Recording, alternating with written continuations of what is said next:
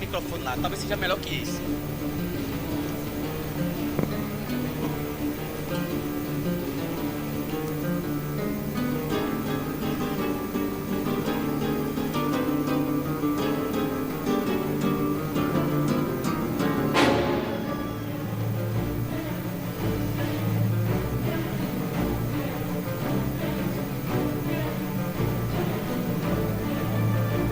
Eu quero primeiramente agradecer a Deus pela oportunidade de pisar mais uma vez na tribuna sagrada do plenário do júri na comarca de Jerusalém. Seguindo os cumprimentos, cumprimento a Vossa Excelência e dizer que é um prazer estar aqui nesta tarde juntamente com a Vossa Excelência. Cumprimento a banca de acusação, também a bancada de defesa. Ao povo de Petrolina, minha saudação na paz do Senhor Jesus. E aí vamos cumprimentar o réu Judas nesta tarde. Dizer para ti, Judas, que eu e a banca de defesa acredita na tua inocência.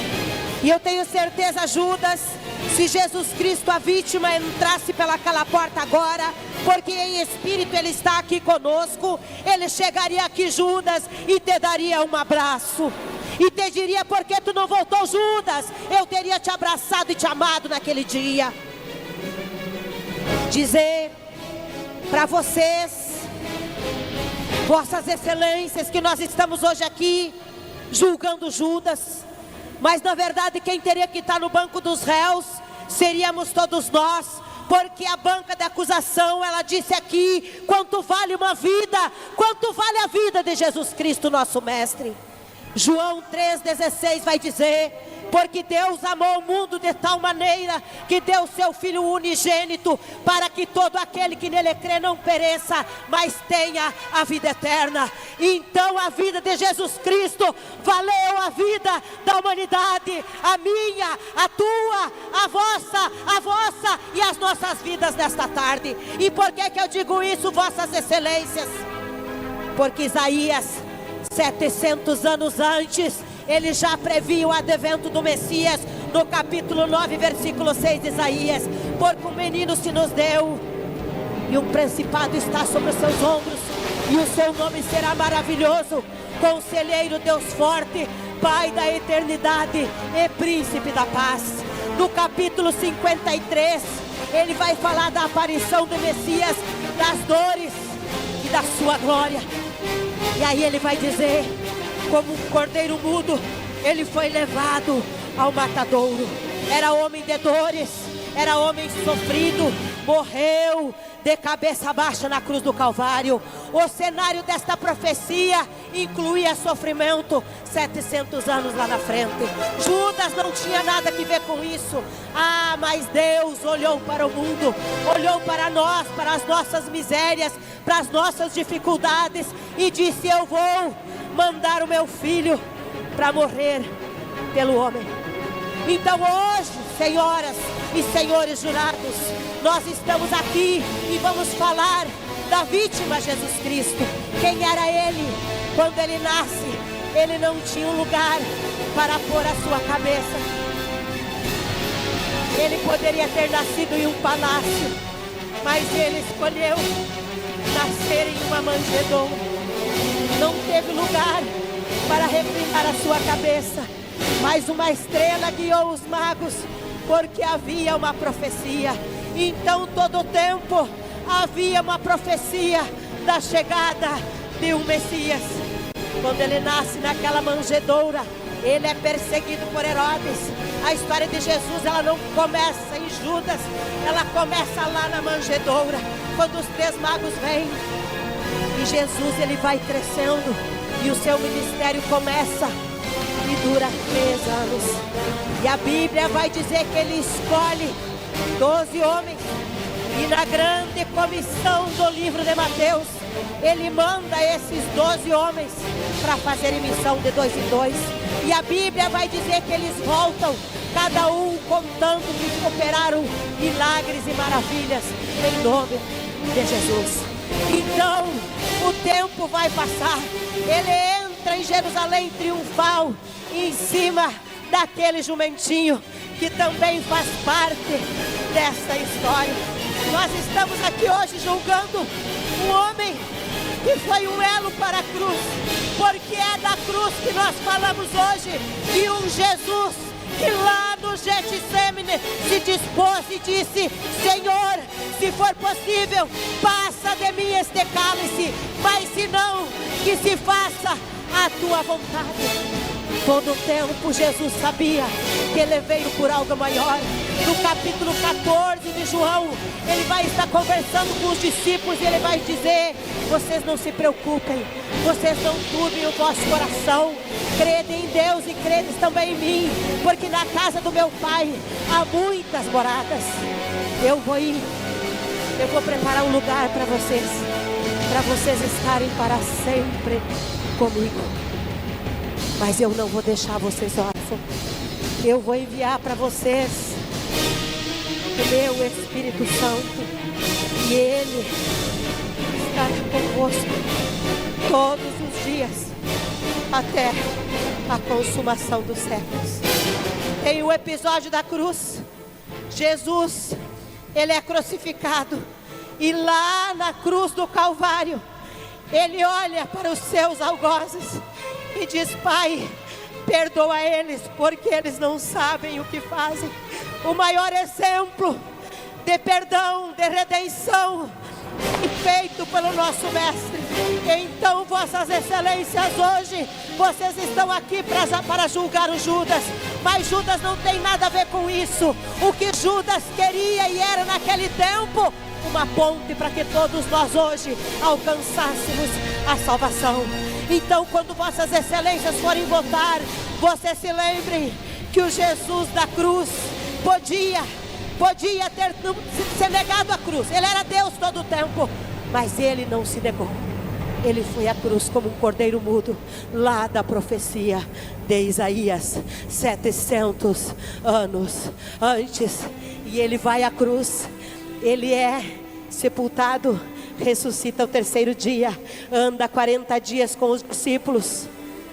E lá no livro de Atos, no capítulo 1, ele vai deixar uma mensagem antes de ser ascendido aos céus: vocês receberão a virtude do Espírito Santo e serão as minhas testemunhas, tanto em Jerusalém, Judeia, Samaria e até os confins da terra. Aí no capítulo 1 ainda de Atos, ele é ascendido aos céus. E 2 anjos, quando os galileus estão olhando para o céu, eles olham e dizem para eles: por que vocês estão olhando para o céu? Este Jesus que vocês estão vendo será ascendido hoje, ele vai vir outra vez. No capítulo 2 de Atos dos Apóstolos, estavam todos reunidos no templo, e um grande evento, línguas como de fogo invadem aquele lugar, e eles são cheios do Espírito Santo, e 120 homens saem pelo mundo pregar o Evangelho. E hoje nós somos incontáveis seguidores de Jesus Cristo neste julgamento. Então havia uma profecia que Jesus viria, morreria, ressuscitaria e voltaria outra vez. Mas enquanto isso a igreja ficou caminhando na terra. E lá no capítulo 3, Pedro e João estão subindo ao templo, cheios do Espírito Santo. O mesmo Pedro que esteve aqui hoje. Eles curam um coxo, e os fariseus, aqueles hipócritas, porque Jesus disse para eles: vocês fariseus hipócritas, vocês dão o dízimo, vocês falam das ofertas, vocês fazem tudo isso, mas vocês desprezam a bondade, a generosidade e o perdão. Vocês são como sepulcros caiados. E é isso que o Ministério Público está fazendo hoje aqui, quando está aqui requerendo a condenação de Judas. Então, vossas excelências, esses homens cheios do Espírito Santo, no capítulo 3, eles vão ao templo, a hora nona da oração. E sabe o que é lindo, vossas excelências? Que a igreja que Jesus deixou plantada, que nascia naquele dia, e o Espírito Santo que estava na vida de Pedro e João, cura um coxo lá na Porta Formosa, porque os paralíticos, os coxos não podiam entrar no templo. Mas depois que a graça chegou, Pedro e João chegam lá e o paralítico olha para eles e diz: tu tem para nós uma esmola? E aquele paralítico estava ali há mais de 40 anos. E Pedro olha para eles e diz: nós não temos prata e nós não temos ouro, mas aquilo que nós temos, em nome de Jesus Cristo nós te damos. Levanta e anda. Aí os fariseus, os religiosos da época, levam Pedro e João para o sinédrio e querem saber por que, em nome de quem que eles tinham feito esse milagre. E Pedro, cheio do Espírito Santo, vai dizer para eles: esse milagre foi feito em nome de Jesus Cristo de Nazaré, aquele que vocês crucificaram. E eu vou dizer para vocês: em nenhum outro nome há salvação. E aí eu pergunto para vocês: quem crucificou Jesus segundo a própria fala da testemunha que estava hoje aqui? Os religiosos. Caifás não podia depor. Caifás tinha que estar sentado aqui. Judas nunca sabia em nenhum momento de que seu mestre seria morto. Então, vossas excelências, eu quero pedir para vocês hoje: analisem esta história, porque podia ser qualquer um de nós, porque Jesus deu a vida, foi por todos nós que estamos aqui. E se você é um agradecido a Cristo, finalize essa história hoje, votando e absolvendo o Judas, porque ele foi usado de uma forma ruim, ficou na história de uma forma ruim, mas hoje as vossas excelências têm a oportunidade, Judas, de te redimir, porque tu foi parte do elo para que Cristo fosse à cruz, para que desse a sua vida por todos nós que estamos aqui hoje, para que pudéssemos hoje estar fazendo esse julgamento, para que hoje pudéssemos estar trazendo a luz da verdade. O que aconteceu naquele dia foi um cumprimento profético do nosso Cristo, que veio para restaurar, que veio para dar vida, e hoje continua ainda fazendo milagre lá dentro das penitenciárias, salvando um bandido sanguinário, um estuprador, os ladrões, porque quando ele entra na casa de Zaqueu e dizem para ele: tu está dormindo na casa de pecadores, e Jesus diz: o Filho do Homem veio buscar e resgatar tudo aquilo que estava perdido. Então, vossas excelências, eu e você nesta tarde éramos ovelhas perdidas da casa de Israel, mas por causa da decisão do nosso Cristo de ir à cruz, hoje nós estamos aqui fazendo esse julgamento e julgando o nosso irmão Judas, que hoje está aqui sentado. Foi chamado de demônio, mas eu ouso dizer que de uma forma ainda que estranha, ele foi um anjo, porque ele aproximou Cristo da cruz e nos ajudou a chegar mais pertinho do céu. Quando eu e você, lá na nossa casa, vossas excelências, temos as nossas dificuldades e vamos orar, é em nome de Jesus que nós pedimos. Pensa em quantos milagres esse Jesus já fez na tua vida, quantos milagres ele fez na nossa vida e na minha vida. Então hoje, absolvam Judas, deem para ele a oportunidade de se redimir, não se redimir, porque ele não tinha intenção nenhuma de matar o seu mestre.